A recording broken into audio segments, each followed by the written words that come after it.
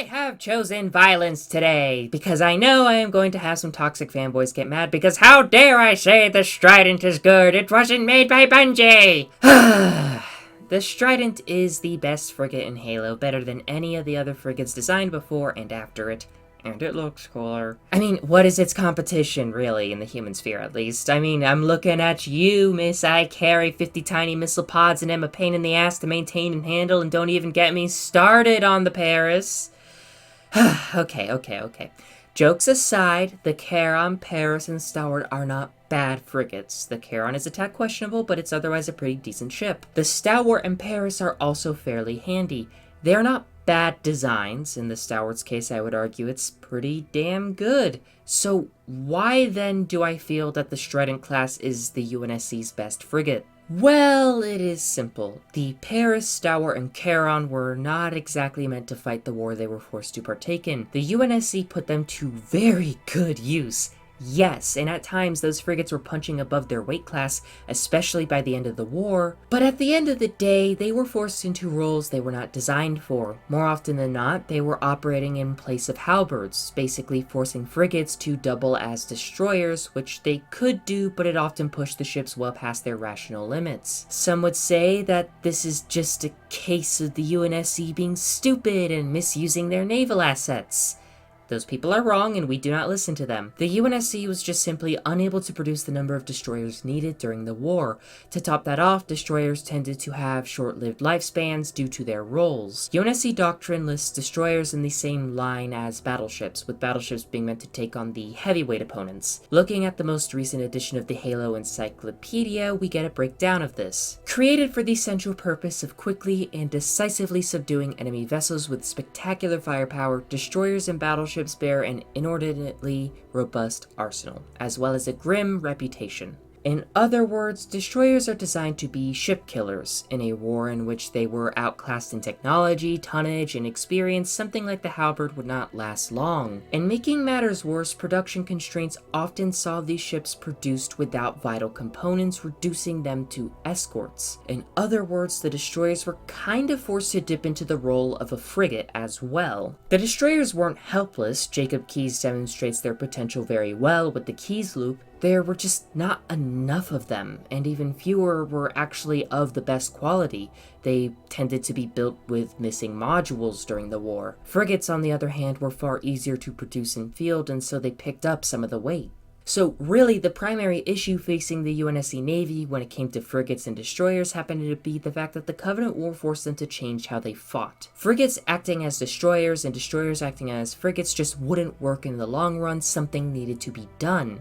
And so the solution was the Strident class. Now, I should note before I continue, there is some speculation in this video, and I will say as such when it is, speculation, but I do base my opinions and conclusions on the actual lore of the Strident. I know someone will likely want the sources, so here, 2022 Halo Encyclopedia, Warfleet, Shadows of Reach, Winter Contention, Initiation, Escalation, Spartan Ops, Spartan Assault, and the list goes on. The Strident is designed to be both a destroyer and a frigate, although it is classified as a frigate. It still blurs the lines rather heavily though. Starting with its hull and superstructure, firstly, its titanium 8 armor is robust and very capable, but it is also replaceable.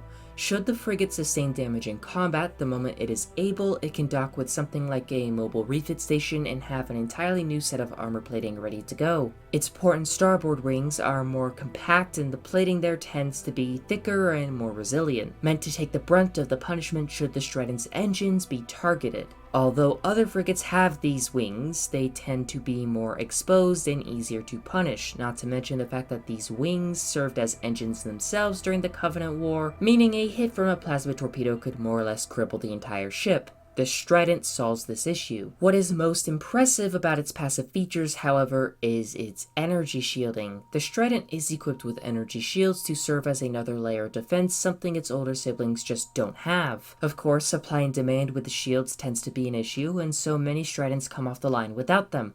but the required modules can easily be fitted onto them with ease when available. That isn't to say they are extremely tanky. They cannot handle the punishment of, say, an Autumn class, but their high maneuverability and excellent ability to coordinate allows them to engage vessels well above their weight class. A sufficiently organized group of Stridents are known to be able to engage smaller capital ships.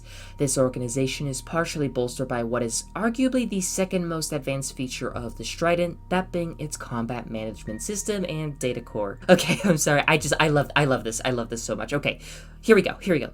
It can host a smart AI with ease if required, like many other ships, but it won't take a significant hit to efficiency without one, unlike its older siblings.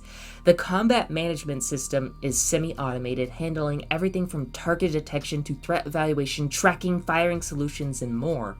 An AI can increase the speed and accuracy of this system exponentially, but it can function just as well on its own. The crew, with most of the heavy lifting done for them, can set target priority, and they are also the ones who authorize weapons release. This is quite literally the most efficient frigate the UNSC has ever produced. It shows with the crew size, by the way. The Stalwart, for example, has 250 crew members, not including the station troops. The Strident only needs 190. For that matter, it incorporates some stealthing features. No, not like Prowler stealth, rather sensor signatures are low when compared to other ships, making it more difficult to accurately track and lock at farther ranges. The Strident can fulfill a number of roles due to its versatility: convoy escort like the Stalwart in Paris, troop transportation like the Charon, and attack roles like the Halberd. Although it might seem like it is lightly armed, don't let that deceive you.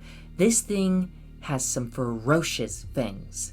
It carries a single M4093 Hyperion missile silo, 6 Mark 57 arena point defense guns, 5 Mark 55 Castor naval coil guns, 6 M870 rampart point defense guns, 2 M42 Archer missile pods, and 1 Mark IV heavy coil 94 B1E6 magnetic accelerator cannon. What it lacks with its general weaponry, it makes up for in numbers and its magnetic accelerator cannon. Groups of Stridents can in theory form a defensive bubble of aerospace defense, covering themselves and their companions. Not to mention their coordination allows them to be strategic with their missile pods. As an example, one Strident can knock out a CPV destroyer shields with its MAC, while another 1 or 2 finishes it off with a volley from their missiles. And as for the magnetic accelerator cannon, well, the Strident employs 12 capacitor cells, allowing its primary weapon to hit as hard as that of some light cruisers. So a handful of Stridents could match up against a CCS battlecruiser and come out on top. Now, unfortunately, the Strident arrived way too late in the war in too few numbers to make a difference. That said, its service in the final years of the conflict is still noteworthy. The defense of Concord in 2551 saw 2 Stridents participate, and although it wasn't only the Stridents who achieved victory, far from it, their contributions to the battle helped the UNSC Navy snag a very rare win in the aerospace. However, the bulk of the Strident service has been seen in the post-war era, where it continues to distinguish itself as reliable, lethal, and a worthy investment. That isn't to say they are a wonder weapon, and they certainly are not perfect. The Navy cannot solely rely on these vessels, it needs plenty more than that, and at the end of the day, the Strident is almost certainly not self-sustaining. Its size limits the amount of ammunition it can carry for its weapons, in particular its MAC, and it often needs to operate near supply depots or with ships such as the Infinity that can produce and restock their stores. For that matter, they will certainly struggle with anything larger than something like a CCS, and even then the frigates will have to play their cards right to take on something like a CCS. They are not wonder weapons and they cannot win campaigns on their own, but their lethality is unquestionable. Their efficiency is unmatched by other vessels of their size, and their survivability is stands out amongst other frigates. That isn't to say, again, it's not perfect. It has some issues. I mean, one immediate design flaw is its engines are still a tad exposed, but other than that, it is easily the best frigate in Halo right now. It is for all these reasons that I believe the Strident class heavy frigate to be the UNSC's best frigate. I will see all of you in the cosmos, friends.